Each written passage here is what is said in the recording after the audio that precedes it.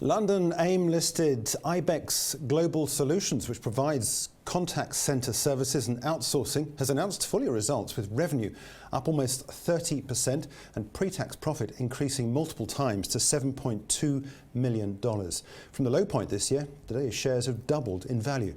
From May this year, there was a new man in charge, and he's with us now, Bob Dechant.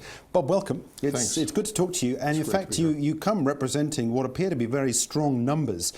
Before we get onto your appointment, just tell us what it is that investors need to know about these figures.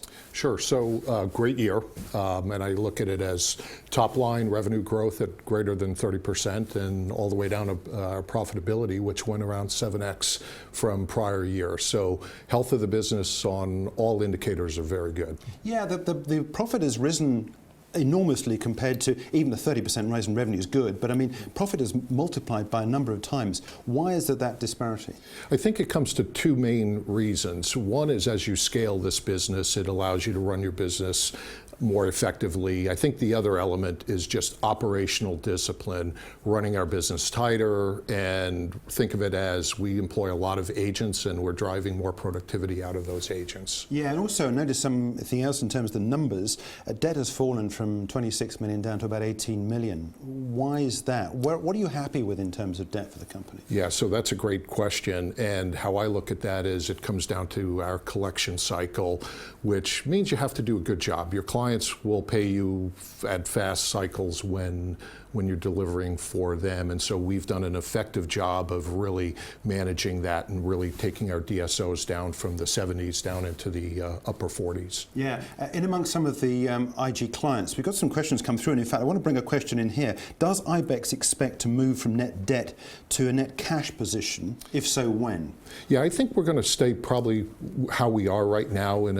Our business is really funded through debt. We're going to continue to grow, and I think we'll use that to, so no major changes structurally from that standpoint. Let's bring a couple more client questions in on that, because what percentage of business do the two largest clients that were around in 2014, what percentage are they now of the overall business at IBEX? Sure. Our largest two clients are roughly about 50% of our business. If you think of our top 5 clients, that's probably closer to 80% of our business. However, as we look out in 16 and 17 for us, we're going to diversify that and get, our goal is to take those clients down to a better position, closer to probably about 50% of our overall business. And we'll do that through bringing on new clients, which we're well underway on.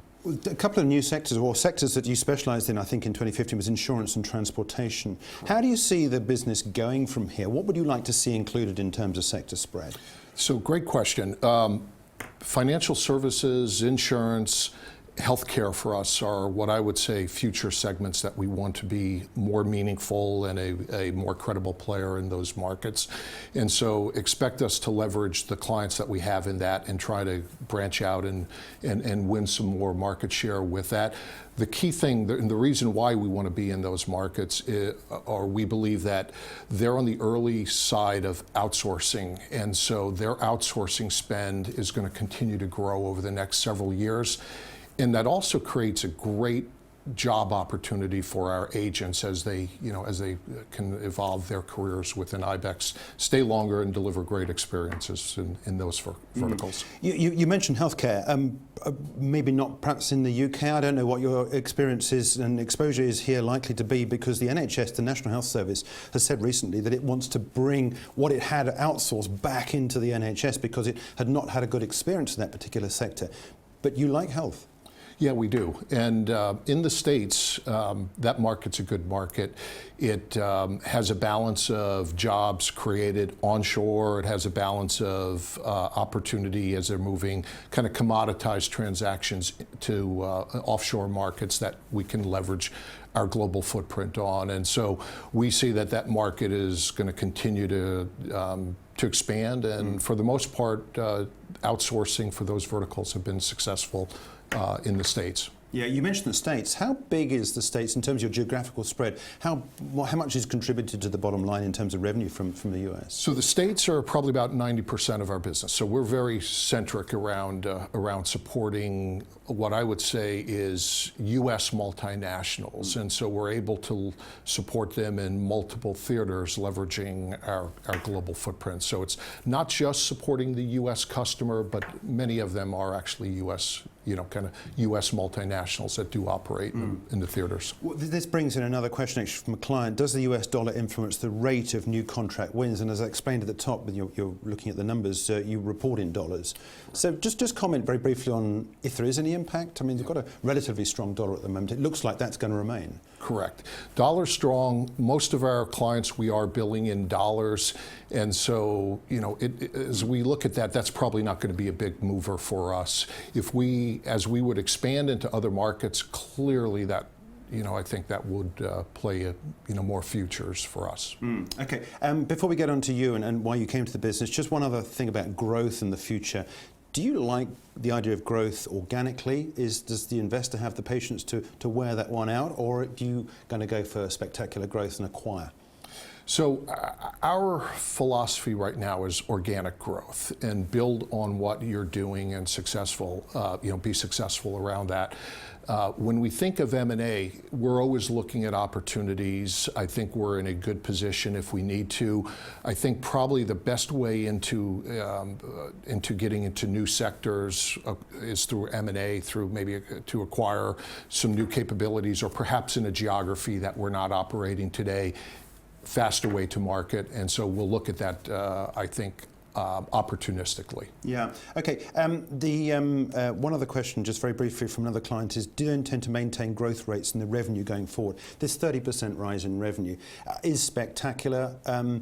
In terms of certainly past performance and so forth, how do you see the business growing? Yeah, so that's a great question. I mean, you'd love to grow it at 30%. I think there's a fine balance between growth and profitable growth. My background in previous companies has been able to figure the right balance between the growth. What's the right growth where you can actually drive profitability sooner?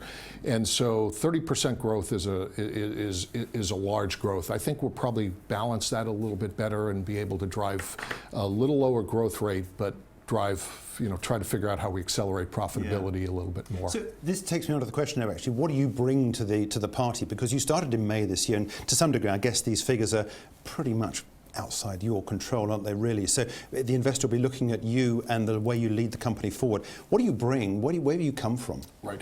So I think our company is in its next phase of evolution, and really to the maturity piece, where we bring in the level of maturity of how do you run this business on a more global basis, on a more disciplined basis. And so I think that's right where we are in our juncture. And so we take a strong 15, and now that will help us take the business to the next level as we move into 16 and 17. Yeah. How do you see yourself in what, year, 2, 3 years' time? Where do you see the business? Great question. I aspirationally look at this as we'll get ourselves into the $400 to $500 million range and figure out how we get ourselves to double-digit EBITDA. And with that, there'll be a whole lot of shareholder value creation. Look, Bob, we've got to leave it there, but thanks indeed for joining us. Great to be here. Okay, Bob, thanks. It's Bob Dechant. He is the Chief Executive of IBEX Global Solutions.